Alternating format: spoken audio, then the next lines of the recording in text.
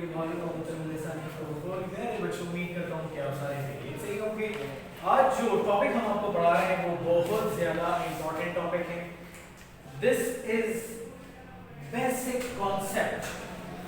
ये जो टॉपिक है ये बेसिक कॉन्सेप्ट प्रोवाइड करेगा आपको अगले टॉपिक के लिए जो कि एसी जनरेटर है। ये जो टॉपिक है ये आपको बेसिक कॉन्सेप्ट प्रोवाइड करेगा किसके लिए? अगले टॉपिक के लिए जो कि एसी जनरेटर है। आज का टॉपिक हमारा बड़ा इंटरेस्टिंग टॉपिक है, that is electromagnetic induction. This is a complete long question, याद रखिएगा। और दूसरे अल्फाज में हम यूं भी कह सकते हैं कि this topic is also known as Faraday's law of EMI. इसको फैराडेज लॉ ऑफ ईएमआई या अच्छा जी। सो अभी हम दो बातें करेंगे जी। सबसे पहले हमें दो कॉन्सेप्ट समझना बहुत जरूरी है। Two things we need to understand. दो तरह के कॉन्सेप्ट समझेंगे जी। थोड़ी सी इंट्रोडक्शन की तरफ आते हैं। दो कॉन्सेप्ट्स हैं आपके पास। एक कॉन्सेप्ट था concept number one Hans Oersted concept. Hans Oersted ने क्या कहा था? A current carrying conductor establishes a magnetic field around itself। ये ऑरेस्टेड का कांसेप्ट था। A current carrying conductor establishes a magnetic field around itself। A current carrying conductor establishes a magnetic field around itself। हमने कहा कि जब भी कोई current carrying conductor होता है तो अपने अराउंड एक मैग्नेटिक फील्ड एस्टैब्लिश करता है। और हमने बकायदा एक्सपेरिमेंटली प्रूव भी किया हुआ था। दो केसेस के लिए मैग्नेटिक फील्ड में magnetic effect due to a straight current carrying wire और सोलेनोइड, दो तरह के केसेस के लिए किया। अब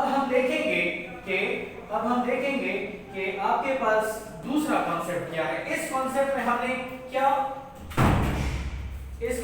हमने क्या कंक्लूड किया कि electric field can produce magnetic field.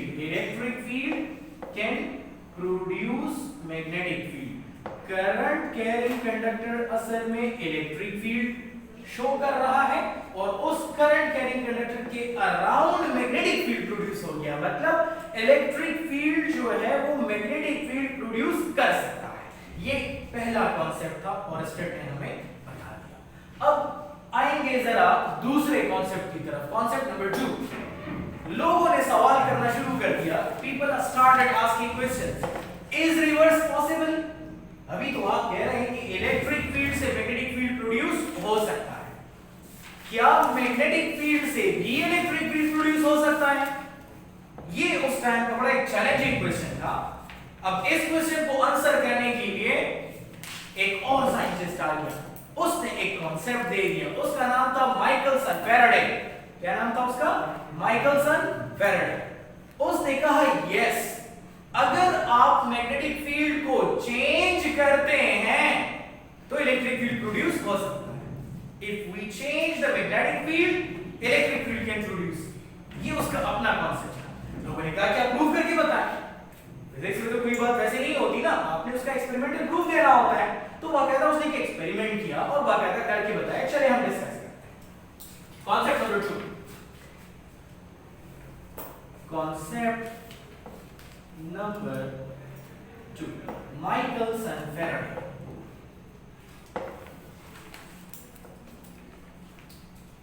ठीक है, माइकलसन फैराडे ने क्या कहा? माइकलसन फैराडे ने ये कहा कि changing magnetic field can produce electric field. Changing magnetic field can produce electric field। Changing magnetic field can produce electric field। मतलब यह है कि magnetic field can produce electric field। Magnetic field can produce electric field। Magnetic electric field produce कर सकता है। मतलब यह है कि electric field can produce magnetic field and magnetic field can produce electric field. Electric field and magnetic field both are the tools to produce each other. Both are the tools to produce each other. दोनों एक तरह के tools हैं जो कि एक दूसरे को प्रोड्यूस करवा सकते हैं। हम कह सकते हैं कि hence electric field and magnetic field are the tools to produce each other। ठीक है, अब हम इसकी फर्दर जस्टिफिकेशन करेंगे और ये प्रूव करेंगे कि मैग्नेटिक फील्ड इलेक्ट्रिक फील्ड कैसे प्रोड्यूस करता है। ठीक हो गया। अब माइकलसन फैराडे ने एक्सपेरिमेंट के जरिए इस बात को प्रूव किया। अब उसने क्या एक्सपेरिमेंट किया और कैसे प्रूव किया और बाकायदा एक लॉ उसने डिड्यूस किया। अच्छा, अब उस एक्सपेरिमेंटल सेटअप में उसको क्या-क्या चीजें रिक्वायर्ड थी। नंबर 1, एक बार मैग्नेट चाहिए था उसको, बार मैग्नेट। ठीक है, ये जो फैराडेज कॉन्सेप्ट था, ये फैराडे और उसका एक लैब असिस्टेंट था, लेंज नाम था उस बंदे का। एक फैराडे था और उसका असिस्टेंट था, हाँ जी, लेंज नाम था। उन्होंने मिलकर ये एक्सपेरिमेंट परफॉर्म किया। तो इस एक्सपेरिमेंट में उनको एक बार मैग्नेट चाहिए था, एक कॉइल चाहिए था, ठीक है, एक कॉइल चाहिए था और एक गैल्वेनोमीटर चाहिए था। गैल्वेनोमीटर, ये तीन चीजें जो हैं उनको रिक्वायर्ड थी। अब इससे आगे जाने से पहले मैं आपको एक छोटा सा वर्ड सिखा देता हूं। दैट इज, एक वर्ड आप सीखेंगे, दैट इज फ्लक्स। फ्लक्स, फिर हमें मजीद समझ आएगा ये एक्सपेरिमेंट। ठीक है बेटा, फ्लक्स किसे कहते हैं? फ्लक्स कहते हैं टू फ्लो। किसे कहते हैं? To flow. Flux means to flow. सही। आपके पास ये एक रीजन है, चलिए मैं कहता हूं कि ये आपके पास एक रीजन है, कोई भी रीजन है, स्पेसिफिक एरिया है। This is what? This is area. मुझे ये बताइए कि यहां से चले इलेक्ट्रिक फील्ड लाइंस में गुजार रहा हूं या मैग्नेटिक फील्ड लाइंस में गुजार रहा हूं, इस स्पेसिफिक एरिया से कितने इलेक्ट्रिक फील्ड लाइंस या मैग्नेटिक फील्ड लाइंस गुजर सकते हैं? How many electric field lines या magnetic field lines can pass through this region called flux? अगर इलेक्ट्रिक फील्ड लाइन गुजर रहे तो इलेक्ट्रिक फ्लक्स, अगर मैग्नेटिक फील्ड लाइन गुजर रहे तो मैग्नेटिक फ्लक्स। हम कहेंगे द नंबर ऑफ, ठीक है, फील्ड लाइंस। अब फील्ड लाइंस दो तरह की हो सकती है, इलेक्ट्रिक फील्ड लाइन भी हो सकती है, मैग्नेटिक भी हो सकती है। Number of field lines passing through, number of field lines passing through certain area called flux। उसको हम क्या कहते हैं? फ्लक्स कहते हैं। अब दो तरह का फ्लक्स होता है, इलेक्ट्रिक और मैग्नेटिक, डिपेंड करता है कि लाइंस कौन सी हैं। ठीक है, फ्लक्स को आप कैसे रिप्रेजेंट करते हो? Flux is represented by this symbol. Flux को हम कैसे रिप्रेजेंट करते हैं? इस सिंबल से रिप्रेजेंट करते हैं और इस सिंबल को रीड एज क्या पढ़ा जाता है? फाई। क्या पढ़ा जाता है इसको? फाई। इसको क्या पढ़ते हैं हम? फाई पढ़ते हैं। सही हो गया। यहां तक कोई मसला तो नहीं है? आप समझ आ रही है? ये तो फील्ड लाइन सर, ये तो इमेजर है सर, ये देखिए सर, आप उसको मेजर तो कर सकते हैं, नजर नहीं आ रहा, लेकिन कहीं से पास हो तो उसकी इंटेंसिटी तो आप मेजर कर सकते हैं। इलेक्ट्रिक फील्ड इंटेंसिटी इसी तरह मैग्नेटिक फील्ड की भी अपनी होती है। अच्छा, अब जरा देखते हैं, ये हमारे पास क्या हो गया जी? इलेक्ट्रिक फ्लक्स हो गया। अब उसने तीन काम किए, माइकलसन फैराडे ने काम किया, तीन काम किए। ठीक है, केस नंबर 1, पहला काम उसने क्या किया? Bar magnet moved towards stationary coil. Bar magnet moved towards stationary coil. उसने क्या किया, ये एक कॉइल रखा इस तरीके से, ये कॉइल था, इस कॉइल के साथ उसने यहां पर एक गैल्वानोमीटर भी अटैच किया। इस तरह से उसने गैल्वानोमीटर अटैच किया। This is what galvanometer. ठीक हो गया, गैल्वानोमीटर उसने क्या कर दिया, अटैच कर दिया। और गैल्वानोमीटर में हमारे पास इस तरह से नंबरिंग होती है और गैल्वानोमीटर का एक नीडल भी होता है। और बार मैग्नेट उसने यहां पर रखा हुआ था ऐसे, नॉर्थ और साउथ के फॉर्म में। अब वो देखिए, ये कॉइल रेस्ट पे, किसमें है, रेस्ट पे है।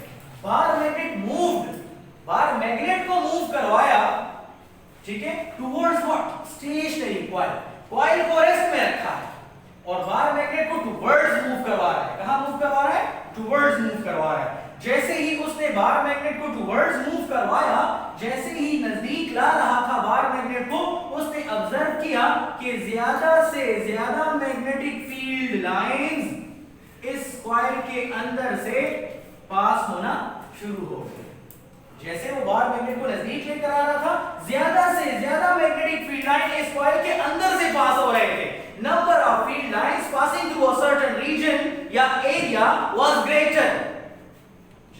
Number of field lines passing through certain area was greater, तो फिर क्या हो रहा था, फ्लक्स मैक्सिमम था। क्या था, फ्लक्स मैक्सिमम था। गैल्वानोमीटर पॉजिटिव वाले साइड की तरफ डिफ्लेक्शन दे रहा था, गैल्वानोमीटर पॉजिटिव वाले साइड की तरफ डिफ्लेक्शन दे रहा था। क्या कंक्लूड किया उसने इस छोटे से एक्सपेरिमेंट से, उसने ये कंक्लूड किया कि नंबर 1 फ्लक्स हमारे पास क्या हुआ, मैक्सिमम हुआ। दूसरा कंक्लूजन क्या किया, galvanometer showed deflection towards positive side. Galvanometer showed deflection towards positive side. Galvanometer showed deflection towards positive side. Third उसने क्या ऑब्जर्वेशन की, इंड्यूस्ड करंट was maximum. हमारे पास जो करंट प्रोड्यूस हुआ वो भी ज्यादा प्रोड्यूस हुआ। इंड्यूस मतलब बाय फोर्स, ये करंट खुद ब खुद नहीं प्रोड्यूस हो रहा, आप प्रोड्यूस करवा रहे, बार मैग्नेट को टुवर्ड्स ले जाकर आप प्रोड्यूस करवा रहे। सही हो गया, ये तो एक एक्टिविटी उसने की और यहां पर उसने 3 कंक्लूजन्स कर लिए। अब इसके बाद उन्होंने एक और एक्सपेरिमेंट किया और उसका नाम रखा केस नंबर 2। इस केस में उसने क्या किया, bar magnet moved away from the stationary coil. अब उसने क्या किया, बार मैग्नेट को दूर लेकर जा रहा है, ठीक है। Bar magnet moved away from the stationary coil,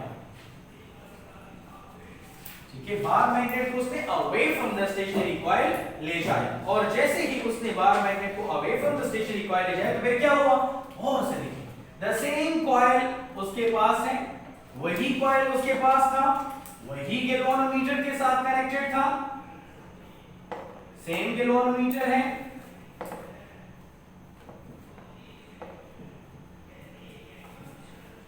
सही हो गया, वही बार मैग्नेट है, सही हो गया, वही हमारे पास नंबरिंग है यहां पर 0 1 2 3 -1 -2 -3, वही नीडल। जैसे ही उसने बार मैग्नेट को अवे ले जाया तो उसने ये नोटिस किया कि बहुत कम लाइंस कॉइल के अंदर से पास हो रहे थे। When he moved the bar magnet away from the coil, यहां पर उसने क्या किया, बार मैग्नेट को ऐसे लेकर आ रहा था टुवर्ड्स, यहां पर क्या किया, बार मैग्नेट को दूर लेकर जा रहा है। तो उसने नोटिस किया कि बहुत सारे मैग्नेटिक फील्ड लाइन जो है वो आउटसाइड द कॉइल पास हो रहे हैं और बहुत कम मैग्नेटिक फील्ड लाइंस कॉइल के स्पेसिफिक एरिया से पास हो रहे हैं। क्या कंक्लूड किया उसने इस बात को सोचकर, उसने कहा कंक्लूजन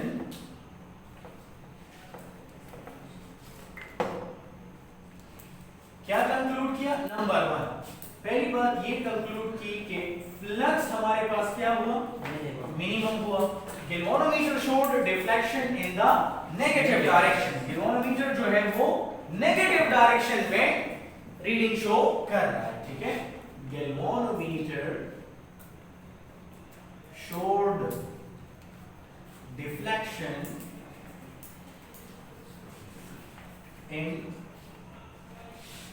नेगेटिव डायरेक्शन। तीसरी बात उसने क्या ऑब्जर्व की? तीसरी बात उसने ये ऑब्जर्व की कि induced current was minimum. Induced current was minimum. तीन बातें उसने ऑब्जर्व कर ली। अब जरा गौर से देखें, हाँ सही हो गया ना यहां तक। अब जरा आगे चलते हैं। ये तो हमारे पास केस नंबर 1 था, ये केस नंबर 2 था। आते हैं जरा केस नंबर 3 की तरफ। उसने फिर क्या किया? केस नंबर 3, थर्ड केस में क्या हुआ और से देखें। थर्ड केस में उसने क्या किया? Bar magnet and coil both held stationary near each other. उसने बार मैग्नेट को और कॉइल दोनों को एक दूसरे के नजदीक बिल्कुल रेस्ट में रख दिया।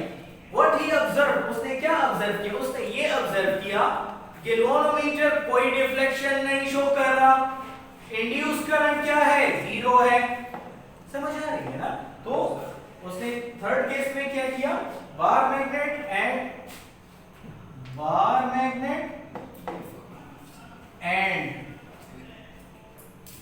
coil both held stationary towards each other. Electric magnetic field और मैग्नेटिक फील्ड, ठीक है। फिर उसने क्या ऑब्जर्व किया? ठीक है, दोनों को उसने एक दूसरे के नजदीक रख दिया। तो क्या कंक्लूजन्स कर लिए उसने? इस केस में फ्लक्स हमारे पास क्या था? 0 था। 0 फ्लक्स, कोई फील्ड लाइन नहीं पास हो रही। दूसरी बात, इंड्यूस्ड करंट हमारे पास क्या था? 0 आ गया। तीसरी बात, गैल्वेनोमीटर शोड नो डिफ्लेक्शन, मतलब उसके जो मीटर था वो 0 पे मौजूद था। गैल्वेनोमीटर शोड नो डिफ्लेक्शन, कोई डिफ्लेक्शन भी उसने नहीं शो किया। अब मुझे ये बताइए कि उसने ये 3 काम किए और इस 3 बातों को बेस बना के उसने अपना एक लॉ डिड्यूस किया। ये 3 बातें उसने कर ली और इस 3 बातों को बेस बना के उसने एक लॉ डिड्यूस किया, एक लॉ बनाया। और वो लॉ क्या था? गौर से देखिए।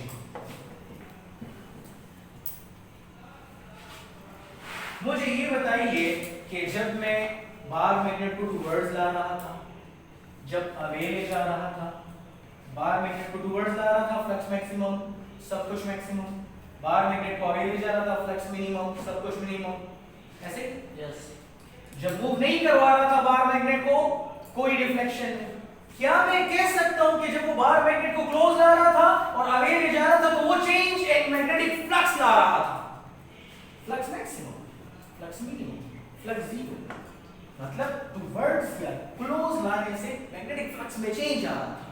यहां पर मैक्सिमम फील्ड लाइन पास हो रही थी, फ्लक्स मैक्सिमम था। यहां पर मिनिमम फील्ड लाइन पास हो रही थी, फ्लक्स क्या था? मिनिमम था। सही कह रहे हो क्या? बार मैग्नेट को टुवर्ड्स जाने से फ्लक्स मैक्सिमम, बार मैग्नेट को अवे ले जाने से फ्लक्स मिनिमम। मतलब ये, और मूव नहीं करवाने से 0। मतलब ये है कि टुवर्ड्स या अवे लाने से हम क्या लेकर आ रहे हैं? चेंज इन फ्लक्स ला रहे हैं। चेंज इन फ्लक्स की वजह से क्या प्रोड्यूस हो रहा है? इंड्यूस्ड करंट प्रोड्यूस हो रहा था। जब फ्लक्स मैक्सिमम था तो करंट भी मैक्सिमम था, इंड्यूस्ड करंट। जब फ्लक्स मिनिमम हुआ तो इंड्यूस्ड करंट भी मिनिमम हो गया। जब फ्लक्स को मैं चेंज नहीं कर रहा हूं तो इंड्यूस्ड करंट भी 0 हो रहा है। मतलब ये है, उसने स्टेटमेंट में कहा,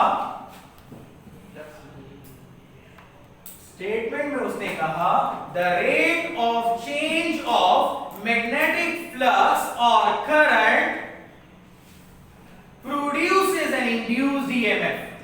जब भी आप मैग्नेटिक फ्लक्स में चेंज लेकर आते हो, आप यहां पर एक और पॉइंट भी ऐड कर सकते हैं। यहां पर हमारे पास एक और पॉइंट आ जाएगा, ईएमएफ मैक्सिमम। यहां पर एक और पॉइंट लिख ले, ईएमएफ मिनिमम। और यहां पर एक और पॉइंट लिख ले, EMF 0। उसने कहा कि जब आप मैग्नेटिक फ्लक्स में चेंज लेकर आएंगे, जितना ज्यादा चेंज लेकर आएंगे उतना ज्यादा इंड्यूस्ड EMF प्रोड्यूस होगा। उसने कहा the rate of change of magnetic flux or induced current is directly proportional to the induced EMF produced in the coil। ये उसने स्टेटमेंट दी। अब चलें इस स्टेटमेंट को हम मैथमेटिकली जरा देखते हैं कि मैथमेटिकली उसने इसको कैसे किया। उसने कहा कि मैथमेटिकली हम कह सकते हैं कि EMF produced is directly proportional to rate of change of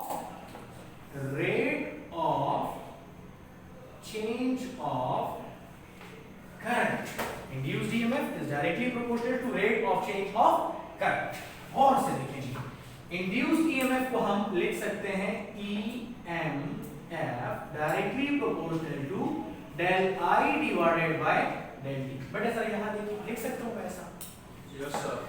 rate का वर्ड जब भी आ जाए तो आप समझ जाए टाइम कहां पर होगा, डिनोमिनेटर में होगा। आपने कहा ना rate of change of speed, कहते थे ना del s by del t, rate of change of velocity del v by del t। समझ आ रही है? तो जब भी रेट का नाम आता था तो टाइम डिनोमिनेटर में होता था, सही कह? और से EMF यहां पर मैंने एक कांस्टेंट लगाना होगा और साथ में del I divided by del T, सही कह रहा हूं। यहां पर जो कांस्टेंट होगा that will be minus I। यहां पर जो हम कांस्टेंट लगाएंगे वो क्या होगा? माइनस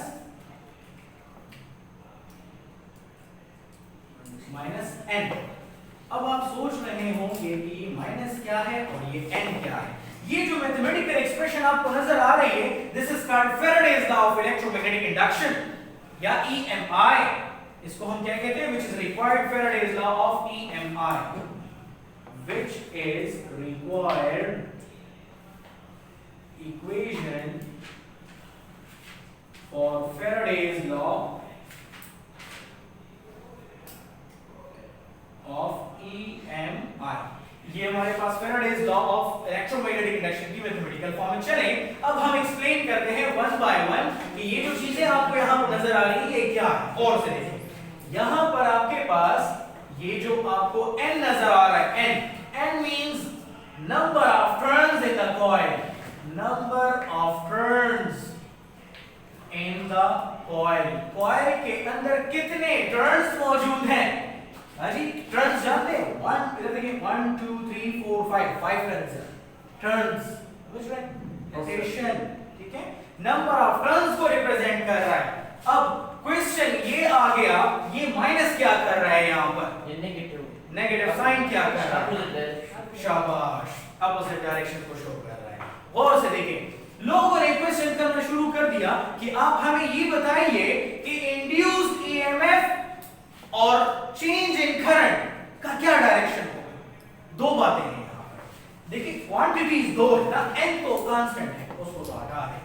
एक E है और दूसरा del I by del T है और दरम्यान में माइनस है, मतलब दोनों एक दूसरे के ऑपोजिट ही होंगे। लोगों ने कहा कि ये जो इंड्यूस्ड EMF इसका डायरेक्शन क्या होगा। इस क्वेश्चन का आंसर फैराडे के पास नहीं था। इसका आंसर किसने दिया? लेंज, जो कि उसका असिस्टेंट था, उसने इस क्वेश्चन का आंसर दे दिया। और से देखिए जी, हियर ये जो नेगेटिव साइन है ये क्या रिप्रेजेंट कर रहा है? ये लेंज लॉ रिप्रेजेंट कर रहा है। क्या रिप्रेजेंट कर रहा है? Lenz law. Here negative sign represents Lenz law. ये लेंज लॉ को रिप्रेजेंट कर रहा है। और फिर लेंज लॉ ने बाकायदा अपने लॉ की भी स्टेटमेंट दी। उसने कहा कि कहा कि induced EMF produced in the coil will always oppose the rate of change of current. Induced EMF जो प्रोड्यूस होगा वो rate of change of current के हमेशा क्या होगा, ऑपोजिट डायरेक्शन में होगा, ओपोज करेगा, ऑपोजिट डायरेक्शन में होगा।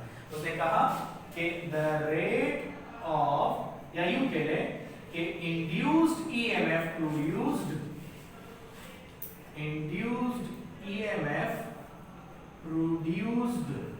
will always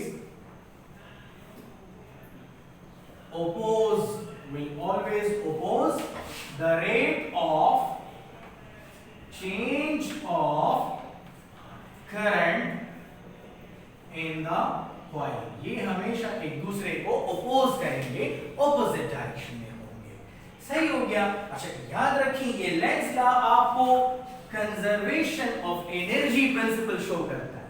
क्या शो करता है? Conservation of energy principal show करता है। ये एक बड़ा हिट एमसीक्यूज है कि Lenz law shows conservation of energy principal. Lenz law shows conservation of energy principal. ये हमारे पास क्या शो करता है? ये कंजर्वेशन ऑफ एनर्जी प्रिंसिपल को शो कर रहा होता है। सही हो गया। अच्छा अब जरा और से देखिए बेटा, ये जो इंड्यूस्ड ईएमएफ प्रोड्यूस हुआ है कॉइल के अंदर, ये किन किन फैक्टर्स पे डिपेंड करता है? On which of the factors it depends. कौन कौन से ऐसे फैक्टर्स हैं जिसके ऊपर ये इंड्यूस्ड ईएमएफ डिपेंड करता है? ये बहुत इंपॉर्टेंट बात नहीं करना। अगर ये डिपेंडेंस समझोगे तो अगला टॉपिक समझ आएगा, उसके बाद वाला टॉपिक भी समझ आएगा, उसके बाद वाला टॉपिक भी समझ आएगा। Induced EMF produced in the coil depends on some of the factors. अब वो फैक्टर्स क्या हैं हम जरा वन बाय वन देख लेते हैं। ठीक है, factors on which induced EMF depends. Factors on which EMF या लिख लें इंड्यूस्ड EMF प्रोड्यूस्ड डिपेंड्स। कौन कौन से ऐसे फैक्टर्स हैं जिसपे इंड्यूस्ड EMF जो प्रोड्यूस हुआ है वो डिपेंड करता है? बेटा गौर से देखिए। सबसे जो पहला फैक्टर है EMF is directly proportional to number of turns in the coil। Coil में आपके पास कितने टर्न्स हैं? जितने ज्यादा टर्न्स होंगे उतना ज्यादा इंड्यूस्ड ईएमएफ प्रोड्यूस होगा।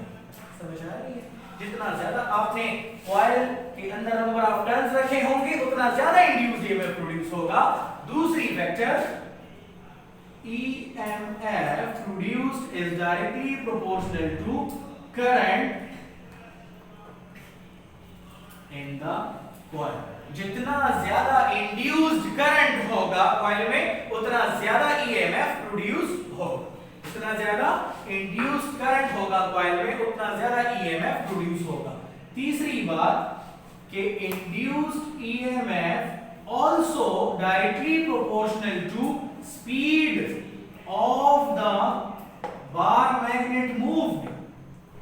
बार मैग्नेट मूव्ड ये डिपेंड करता है, ईएमएफ जो प्रोड्यूस हुआ है वो डिपेंड करता है कि आपने बार मैग्नेट को किस स्पीड से मूव करवाया था।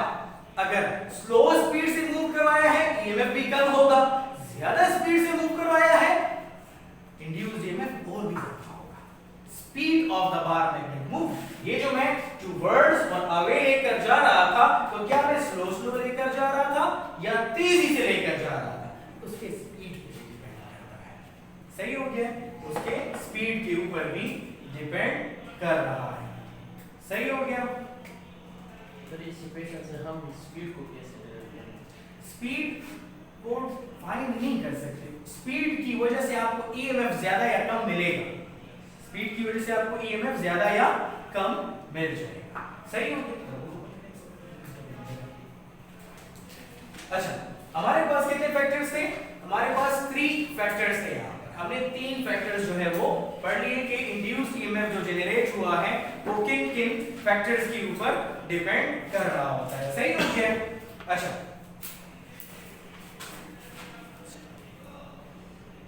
अब तीसरी बात यह है कि इंड्यूस्ड ईएमएफ, फोर्थ फैक्टर क्या है? Induced EMF depends also depend on the length of the conductor. ये डिपेंड करता है कि कंडक्टर की लेंथ कितनी थी। सही है? EMF is also directly proportional to length of the conductor. ये कंडक्टर के लेंथ के ऊपर भी डिपेंड कर रहा होता है, ये कॉइल की लेंथ पे भी डिपेंड कर रहा होता है। So this was a very detailed lecture about electromagnetic induction या Faraday's law of EMI। ठीक है? So इसमें बहुत सारी डिस्कशन हमने कर ली, बहुत डिटेल के अंदर ये टॉपिक में लेकर गया हूँ। बुक में इतनी ज्यादा डिटेल्स नहीं है। This is a complete full fleshed long question paper में आएगा, वो इसी तरीके से आपने लिखना है। ये सारे पॉइंट्स डिस्कस कर रहे हैं जो आपको यहाँ पर नजर आ रहे हैं, और इसी तरीके से आपने चलना होगा जिस तरीके से हमने आपको करवा दिया। सो आज का जो टॉपिक था बहुत इंपॉर्टेंट टॉपिक था। ठीक है? इलेक्ट्रोमैग्नेटिक इंडक्शन या Faraday's law of electromagnetic induction। Hope you have enjoyed today's lecture. ठीक है? लास्ट में आपने हमारे चैनल को लाइक करना है, सब्सक्राइब भी करना है और अपने सर्कल के अंदर शेयर भी करना है। ठीक है? और अपने कीमती व्यूज का इजहार करना है आपने कमेंट्स की शक्ल में। ठीक है? जरूर हमारे चैनल पे आप कमेंट करें, लाइक करें, शेयर करें और अपने फ्रेंड सर्कल में करें। ठीक है? आपको स्क्रीन पे मेरा व्हाट्सएप नंबर नजर आ रहा होगा 03009793 मेरा व्हाट्सएप नंबर है। जब भी चाहे आप मुझसे राब्ता कर सकते हैं।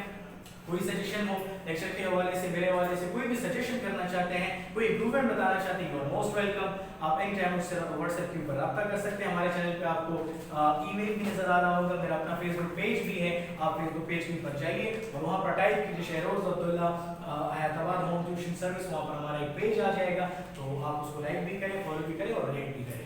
सही, थैंक्स फॉर वॉचिंग। अल्लाह हाफिज़।